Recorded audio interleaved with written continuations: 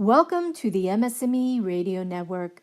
The broadcast shows are for informational and entertainment purposes only. They are not designed to provide listeners with specific personal, medical, or counseling advice. Individuals with a medical issue should always consult their healthcare provider. MS&Me is not responsible for content of individual shows. The views expressed by show hosts or their guests are their own. Enjoy the show.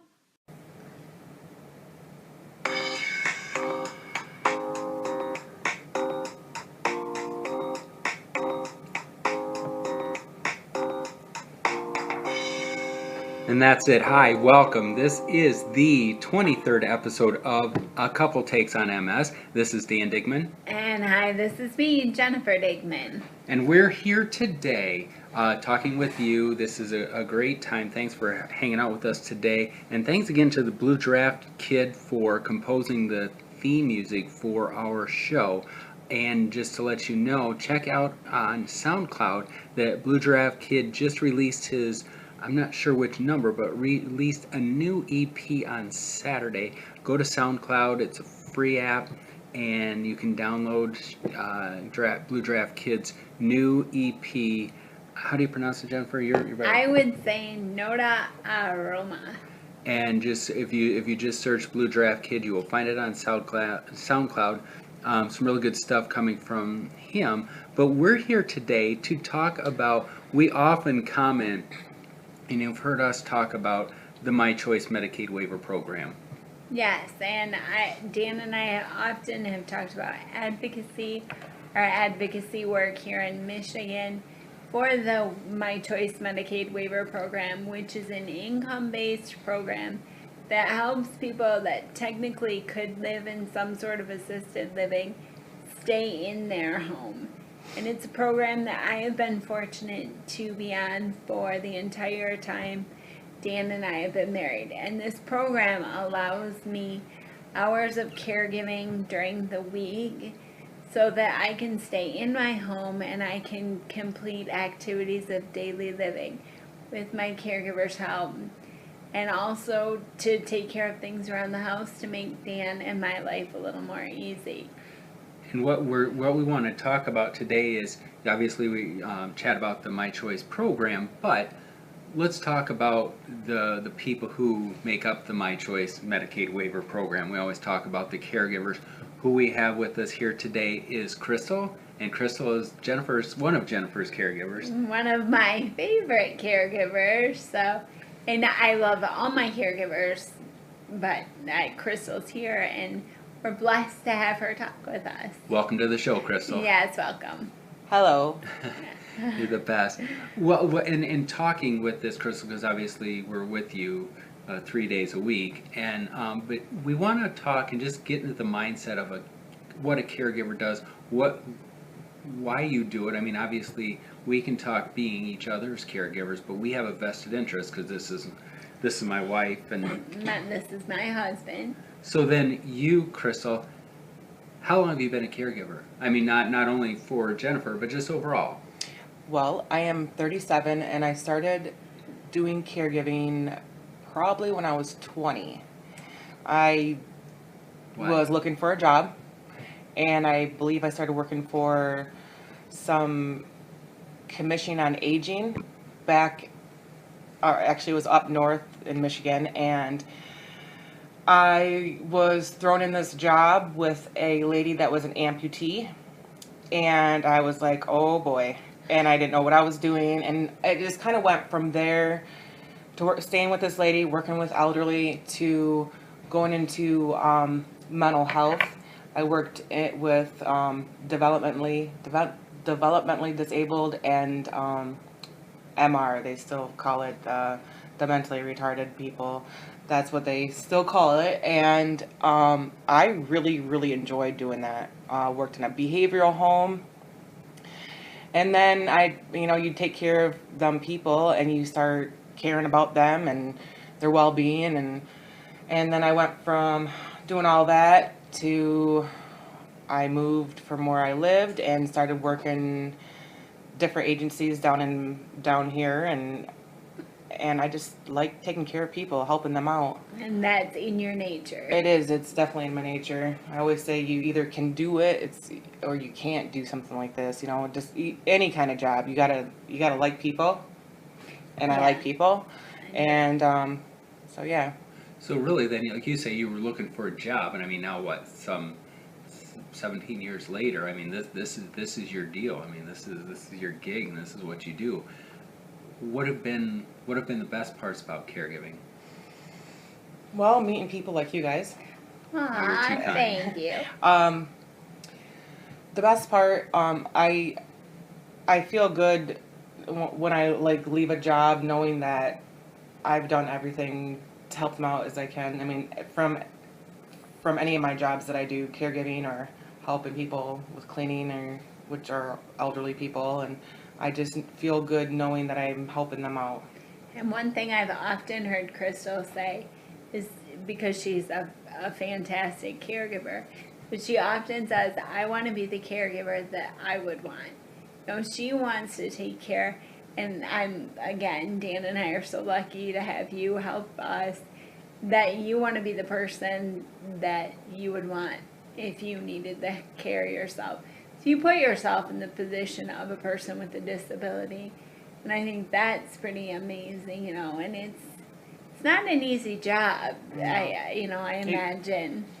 To also, I've gotten to know like Jennifer, working with her. You get to know their likes, their dislikes, their body behavior, their everything, and you look for that kind of stuff. So you can do the best that you can with what you have. I mean, I just like to take good care of her. And you talked about that, just the challenges, because obviously you come to our house and you don't need to knock, you just come in. We know you're here, you're always welcome. What's that like? That, I mean, and you do, Jennifer, her system, her body, her, everything. How hard is that when you go to somebody's home, or somebody you're caring for the first time? How challenging is that? Well, for me, it's not too challenging because I don't know. I'm a people person, and I try to just be me, and and talk to the person like I would want to be talked to, and you kind of either hit it off or you don't, and I don't really find that challenging. And what's interesting is you're a female and I'm a female, and you just go ahead and scream, duh.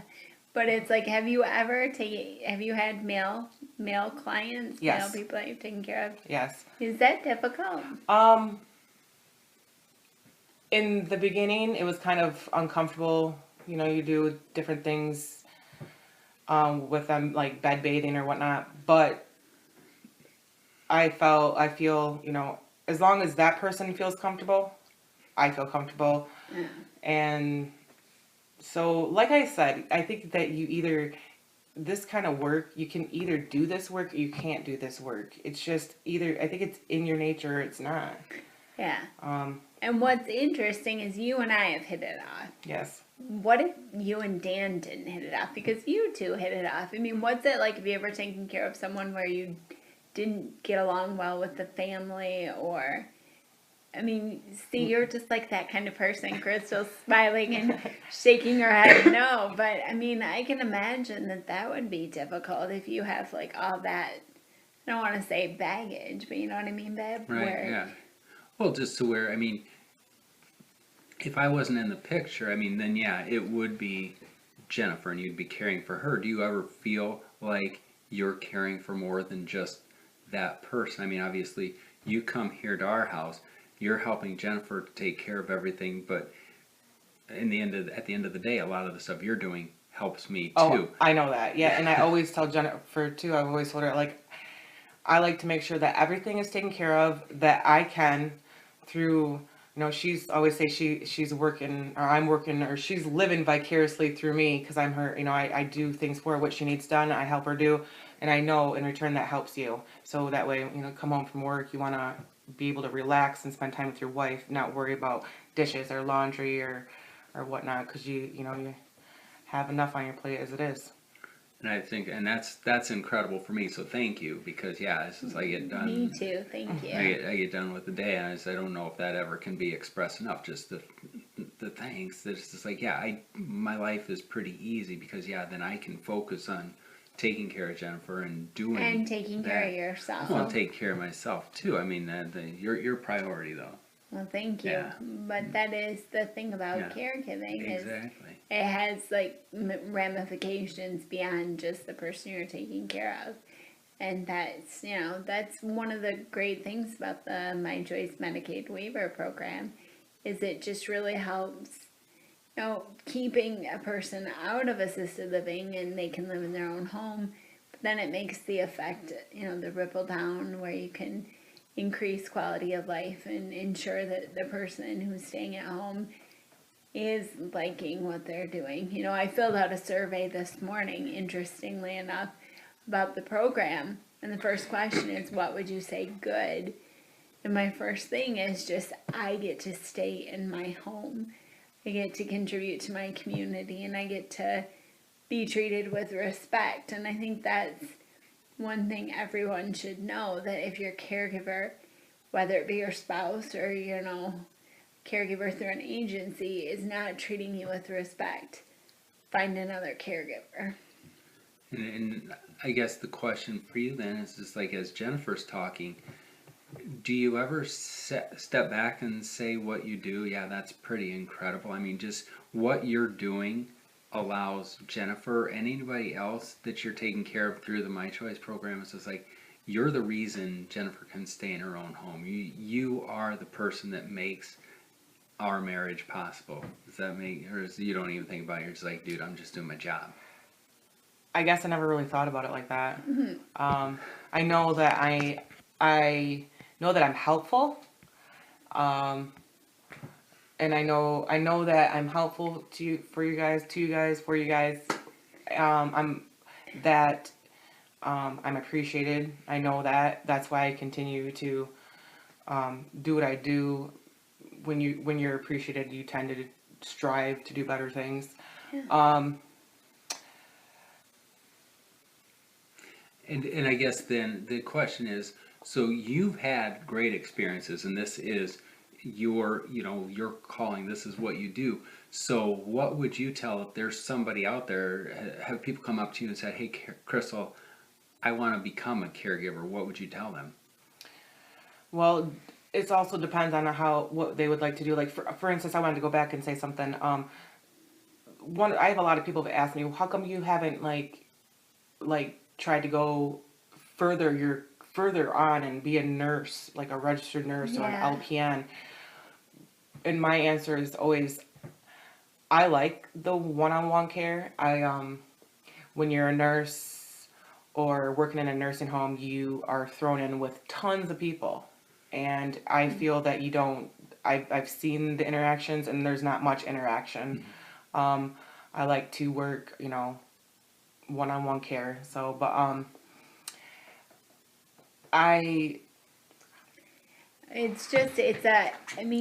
to be a nurse, it's an excellent, it's a gift and it's a calling. But to be a caregiver, to have that focus, that one-on-one care, that's just really important. And I imagine that there's frustrations with being a caregiver, and when someone says, I want to do this, do you ever say like, oh, you better make sure you have a really strong, really thick skin, or like that you can get grossed out and you can handle stuff? I mean, what kind of advice would you give someone? well, I would tell them, go in, try it out. If it's not for you, you'll know kind of right away. And the fact that you're a mom, does that help that much more? Yeah. Yeah. We always, when Crystal's helping, like if she's cooking something, I will just kind of joke like, yeah, you can do that just because you're a mom. Moms are just. Well, that's why you can put Jennifer's hat and gloves on a whole lot easier than I can, because you're a mom. With Right. much less frustration. And You commented, you said that for anybody new trying this out, and you say, oh, they'll know. All right, so then think 17 years ago, your first day on the job as a caregiver, or just in general at that time, when did you know that this was where you wanted to take it?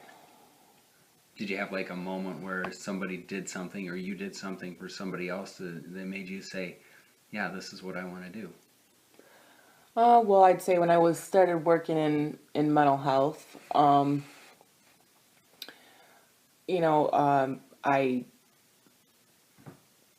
just I don't know, just taking care of these people and interacting with them. These people that when I first started in healthcare, like I said, I was working with the in the mental health, and they're like a lot like kids, and they're really appreciative, and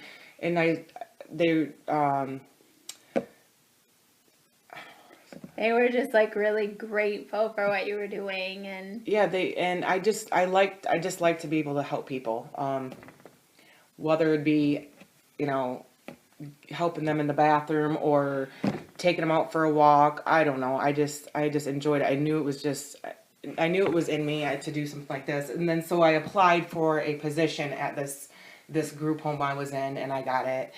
And I was there for several years or so, and I just knew it was something I liked to do. Just you like making a difference, Yeah. like making a positive effect on people. That's really, I mean, that's pretty amazing. Has there ever been a time where, I mean, because it can be challenging, I would imagine. I mean, just like with what you do on a daily basis, where there, for as many times as it's like, oh, this is what I want to do, has have you ever had moments where you're just like, I don't know if I want to do this anymore, or is that, or, and if so, what keeps you going every day, other than the paycheck, right? well, I got to continue working, but I enjoy what I do. Me and Jennifer's talked about it before. You know, not all caregivers get paid very well for what they do, and especially if you haven't gone to college to be any kind of in kind of nursing or like Yeah. a certified nurse assistant. You just don't get a good quality of pay. But me and Jennifer's talked about it's like I consider it like a labor of love. Yeah. I care about these people. I've been with them, helping them out for a long time. It's not in me to be like, oh, I'm gonna go find another job because this is my job. How does that happen? Or I guess not how does it happen? I mean, think about, because you grow an emotional attachment to these people you're caring for. Hmm. 4 o'clock comes, you leave, or wherever you're done. How much do you think about the people when you're not there? I mean, obviously, when I'm working, sometimes there's a project or something that hangs over my head and it frustrates me. How much are you able to just shut that off when you No. go home? Yeah. No, I actually there's things that remind me of Jennifer and our conversations, and I'll chuckle, or I've even had dreams like I've dream about like being at work and Jennifer being able to walk That's my favorite. and no, I don't just shut it off. I just if there's a thought, it happens. Yeah, I just said because, and how much then, because we talk about you being a mother, Mm-hmm. how much did you being a caregiver help you as a mother? I mean, because obviously you were a caregiver before That's you were a a mother. good question. I mean, just in terms of the skills that you have, I mean, how much did being a caregiver prepare you to be a mom? Well, I think it had to have helped. It had to have. Well, and probably the same thing as being a mom. Like you went through what I can imagine some really exhausting and moments where your patience is tested both as a caregiver and as being a mom. Right. Where it like balances out, Yeah. That's a good. Good question. Well, I mean, because I was just thinking of that, or then likewise, how much did being a mom, because obviously you're seeing stuff with your child that that you wouldn't normally see as a caregiver? I mean, but were there examples where something you experienced as a mom, you were able to apply to life as a caregiver? That's a toughie. That's a tough question. Then. Okay. Well, I know that my son is 7, and I know that I've been doing caregiving before him. So, and I always believed that I was, not to brag, but I always felt like I've always been a good worker and a good helper. I've always had good compliments. The families of different people just like me and say good things, and so I think that I became with practice, I guess you'd say, a pretty good caregiver, and then being a mom, maybe taught me to be a little bit more patient. I don't know. Did you feel like it prepared you, like being a caregiver? You're like, okay, if I can deal with this, I can handle having a kid. It had to, and plus also though, I grew up in a household full of children. So I mean, and I kind of knew what to do. I was like, what Mom told me to do, you did it. You helped Mom out, so I kind of was prepared for that. And I just feel that sometimes, maybe like Dan, I don't know if you were like, do you ever feel like you were born to write? You just, I mean, you kind of do. You just once you start doing it. But some days I just don't feel like writing, and so me, and if I'm at the job, I mean, I can find other tasks to do. But I mean, you as a caregiver, I mean, you come. There's nothing, that's what you do, or do you just find other? I mean, you come here. I mean, obviously taking care of Jennifer's, top priority. She needs help, you give it to her. But I mean, then are you able to pick and choose which other household thing you do? Like, because I really don't feel like doing laundry today. Then you just avoid it until, I mean, but you just find other things. Is that point that you do the dishes, or you're like, Jennifer, what are we making for dinner? So then, I mean, can you have variety than that? I mean, you have control like that? It's just like, I don't feel like doing this today, I'm going to do something else. That's more so when I'm at home in my own area, and I'm like, oh yeah, I don't want to do dishes. I'm not gonna do those. But when I'm working, it's different. Like, and you had asked me earlier, like, do you ever feel like this is not what you want to do?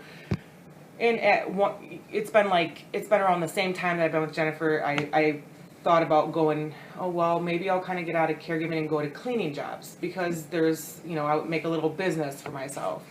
Well, I've kind of made a little business for myself, but just got some people that I'm helping out, and of course it all fell back to, it's supposed to be cleaning jobs, and now it's more like caregiving cleaning jobs, because I care about the people.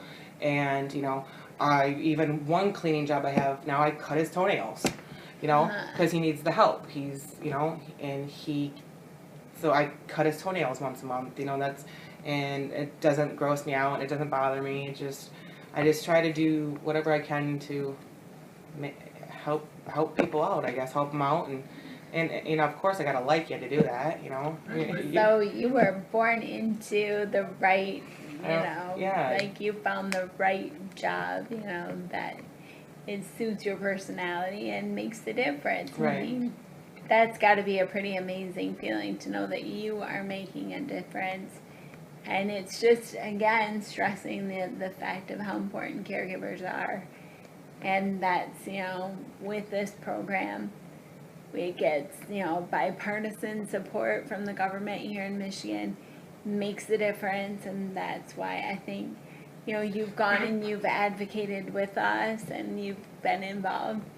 And so I think kudos to the state of Michigan for the Medicaid My Choice Waiver Program. And do you ever feel that then? Or we know the importance of the My Choice program. How important do you think it is as far as having this program that can allow people to stay in their own homes? Very important. I've been to meetings with Jennifer every 3 months it is, and I've gone to several meetings with her and learned what it was all about. And of course, it's very helpful. A lot of people don't like the fact that they lose their independence, you know, whether it be a disability or elderly or whatnot. But yeah, I think it's a very good thing. And in thinking back then, 17 years ago, I mean, if you could go back and talk to a little Crystal and say, what advice would you have for her? What words of wisdom do you wish, or would you have told her? It was like saying that it's going to be okay, or it's like you're meant for this. Well, like I said, I didn't know. I just was trying to find work back then, you know.